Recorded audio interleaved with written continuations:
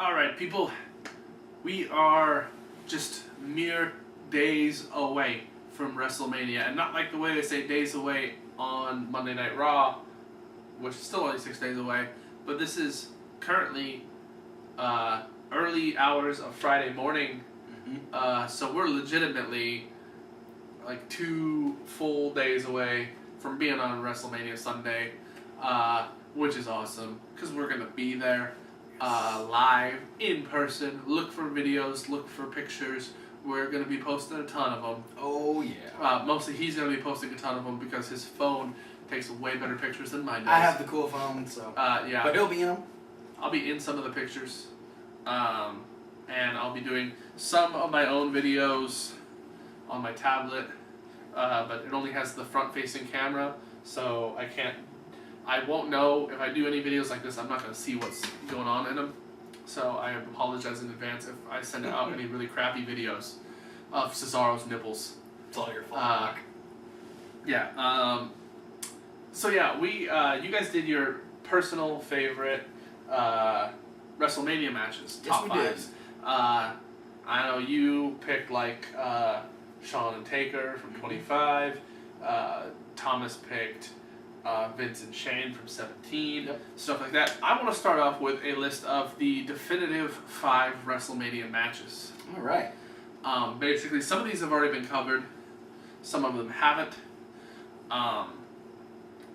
So I'm going to start off with the first one, WrestleMania 3. This was one of Thomas's picks. Randy Savage versus Ricky Steamboat for the Intercontinental title. Up until WrestleMania 25's Shawn versus Taker match, this was looked at as the #1 match in the history of WrestleMania.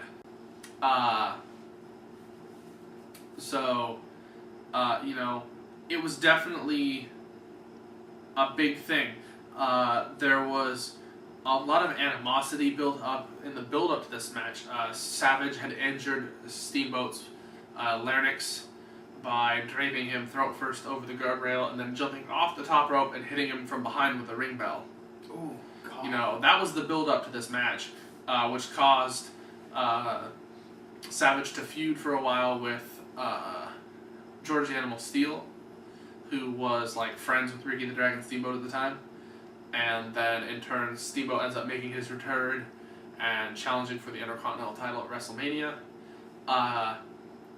Definitely one of the best wrestled matches at any WrestleMania, and some of the better storytelling of that era. Yeah. A lot of the times in the older WrestleManias, a lot of the time, most of these matches didn't have any build up to them.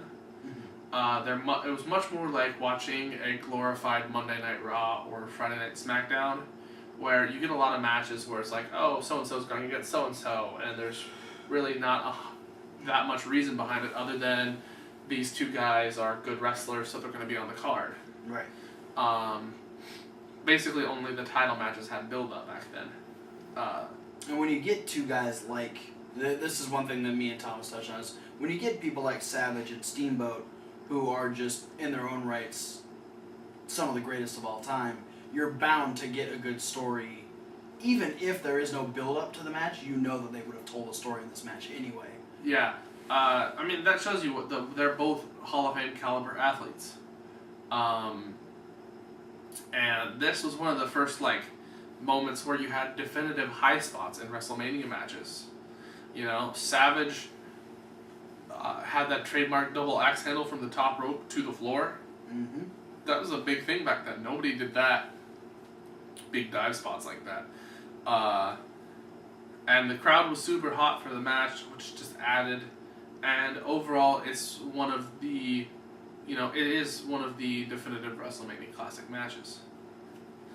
The next one, I'm going to move 10 years later to WrestleMania 13. All right.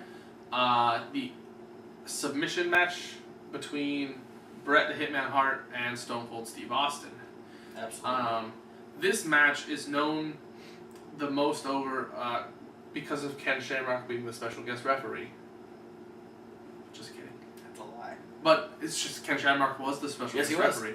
I actually didn't realize that until I was posting one of the most recent This Day in WWE Histories. It was actually that match, and I've seen the match a bunch of times, but it never clicks. Yeah. That Shamrock is a special guest referee. So this is a transitional period for WWE. This was 1997. And this is where the friendly baby faces were kind of starting to go out of style, and the Attitude Era was starting to creep in. Because this is just after Nash and Hall had departed from WWE. So there's kind of a missing void of stardom going on, and one of the biggest rising stars at the time was Stone Cold Steve Austin. So he was feuding with a super established veteran of WWE, Bret Hart, and they had a match, and Bret was going into this match as the babyface, who was basically going against Austin because of Austin's brash attitude, the swearing on TV, middle fingers on everybody, attacking whoever he wanted to attack, sort of thing. And Bret was like, "Hey, that's not how wrestlers act. That's not how champions act." And so they had a butting heads over, basically, the morality of this whole thing, which is really unique, because a lot of times when you get super personal storylines, it always revolves around a title or an action, like oh, you screwed me because we were tag team partners, and then you screwed me over and cost me something, or yada yada yada. Where this was really Bret Hart going, "Hey, I'm defending the moral code of wrestling," and Austin saying, "Well, guess what? This isn't your grandma's wrestling anymore. Screw you, son. Let's fight." I feel like this is an internal battle with Vince, or maybe even Vince and whoever his right hand man at the time was. Maybe they were having this same issue. It's okay, what Stone Cold's doing is wrong. We should kind of rear back and do this. But no, this is new and exciting. This is what people want. And they're like, you know what? Let's make a story out of this and see where it goes. Yeah. And the transition of the company's attitude is seen in this match. No pun intended. Because at first the crowd is behind. Bret is coming in as the babyface, like I said. Stone Cold is coming in as the heel. By the end of the match, Bret Hart is getting booed out of the building, and Stone Cold is basically a hero all of a sudden. It came because people were able to relate with Austin's tenacity. His toughness really showed through. He bled like a crazy in this. That image is so iconic. Mm-hmm. Of just a close-up of Stone Cold's face, him just screaming in agony with the blood running down between his teeth, and it's a moment that you see in just about any WWE retrospect video. Yeah. So it was, not to take away from the match, because the match itself was great, but it was the story itself that really set this one as one of the most iconic WrestleMania moments / matches. So that's my number 2.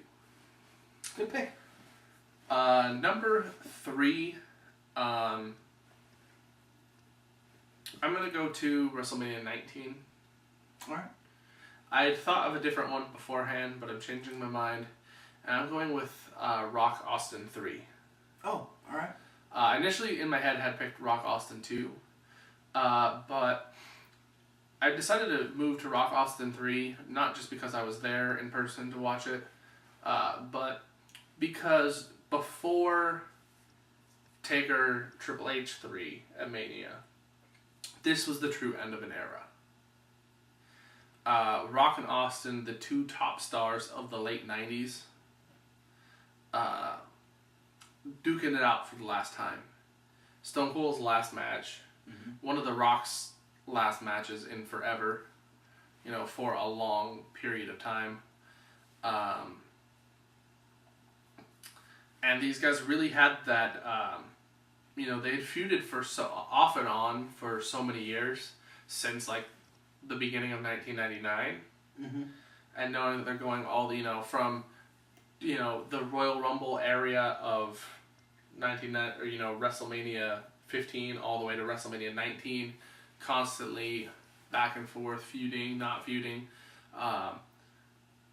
made for really great storytelling because it felt really organic because these guys had done it so much before. It's like one of those things like, next week on Raw, they could go back to Seth Rollins versus Dean Ambrose. Mm-hmm. And you would be, oh, cool, they're doing these guys again because they're so good together.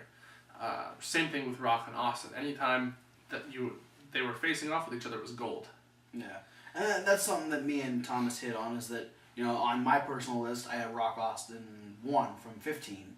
And, each of these matches, 15, 17, 19, they all stood out in their own way. And none of these matches felt forced. It felt like it made sense. It was right.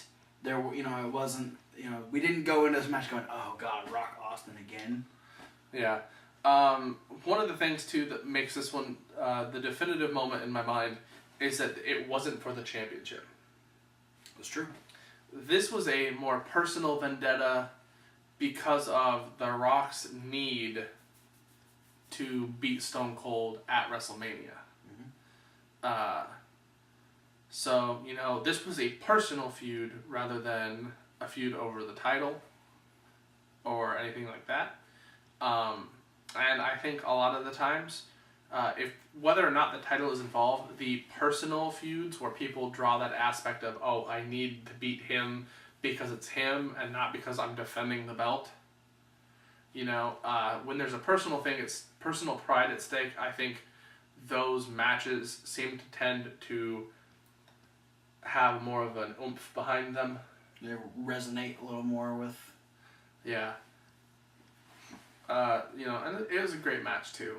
I love, specifically the bit that stands out in my mind is when The Rock pulls Austin's vest off and starts wearing it around all over the place. Yep. Number 4 is going to be pause. Because I need to think of a number 4. Okay.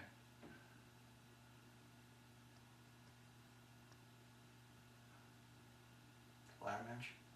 Yeah. 10? Yeah. Because you're going to finish off with Michael's Taker, I'm guessing. Mm-hmm. Okay.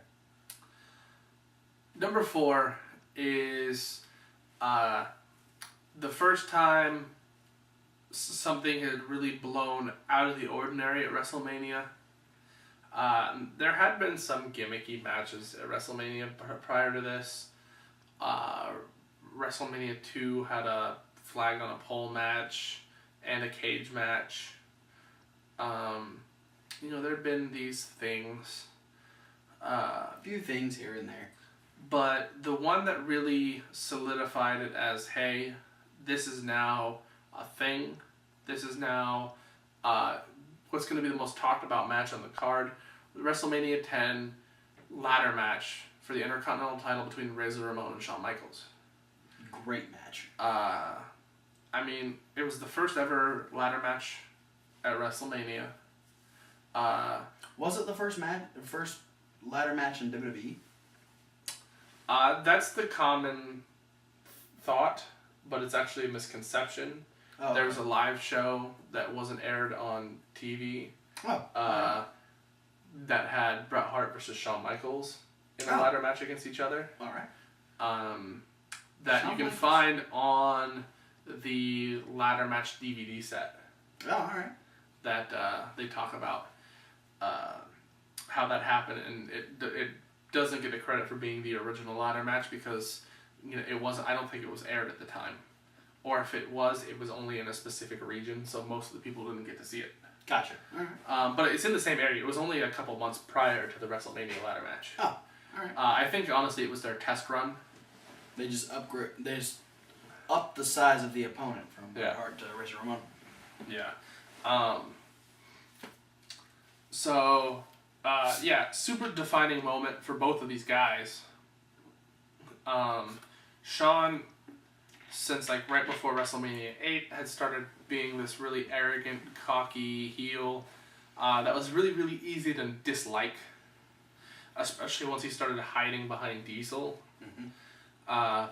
So a lot of people started going, oh, Shawn Michaels, he's stupid, he's annoying, we don't like him, blah, blah, blah, blah, blah. Ladder match made people go, oh yeah, we forgot, Shawn Michaels is annoying in character, but awesome to watch. Yeah. And Scott Hall was super popular at the time, as Ramon, so, there was no surprise there that, these guys brought it. And it was probably the most, brutal WrestleMania match to date at that time, Not much had come close to even matching that before that WrestleMania 10 match. So, it's so awesome, and it inspired a lot of later to come ladder match tradition in WrestleMania. Absolutely. 3-way ladder match for the tag team titles, TLC, and Money in the Bank. Absolutely. And we're bringing it back this year. After having 5 or 6 years of no ladder match at Mania, we're getting the Intercontinental 7-way. That's weird. It's weird to say. It's one of them for every continent.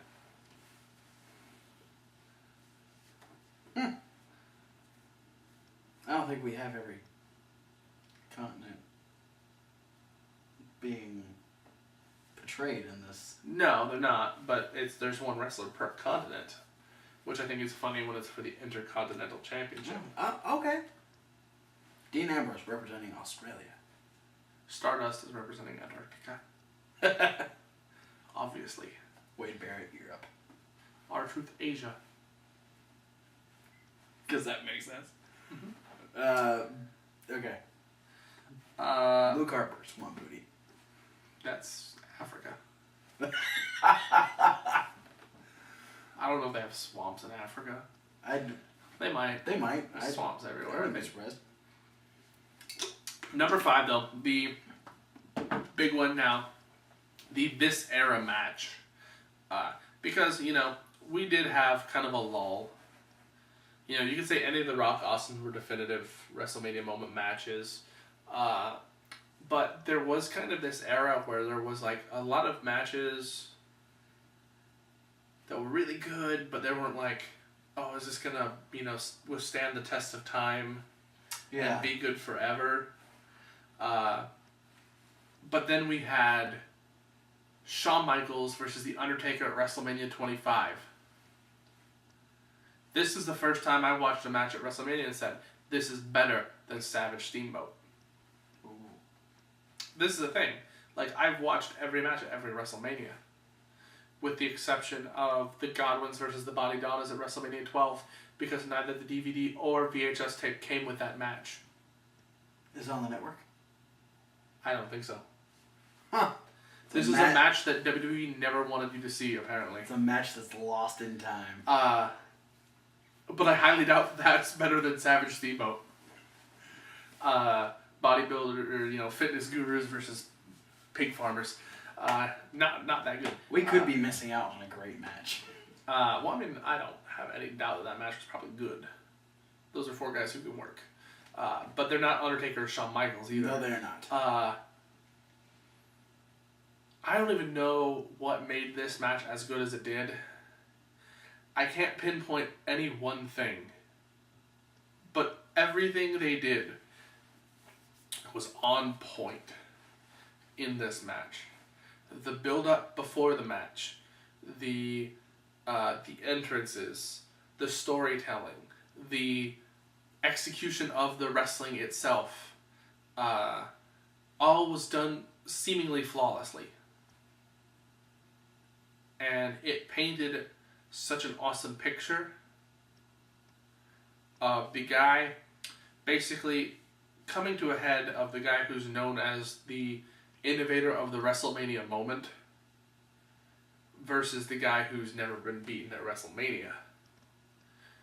So, it was almost, you had that underlying tone of the battle of WrestleMania supremacy. And it brought out a side, I think, in both of these guys that you didn't see very often. Shawn definitely laid in a mean streak during this match that doesn't come out that often. And Undertaker had a side of almost vulnerability at points. That it was something that was just never seen before in the Undertaker. That moment they show where he tombstones Shawn and he pins him and Shawn kicks out and then Undertaker's like leaning on Shawn's arm. Yeah, he's got that face of shock. Yeah, he can't believe that just happened. There were so many just little subtle things that happened in this match that make it, currently the greatest WrestleMania match of all time, in my opinion. Mine as well. As far as like overall, if I were to pick a top 5, say, hey, watch these and you'll know what WrestleMania is all about, those are the 5 matches. Those are the 5 definitive WrestleMania matches. There's a lot more that could probably be argued that should be on the list. That's what you guys can do down below.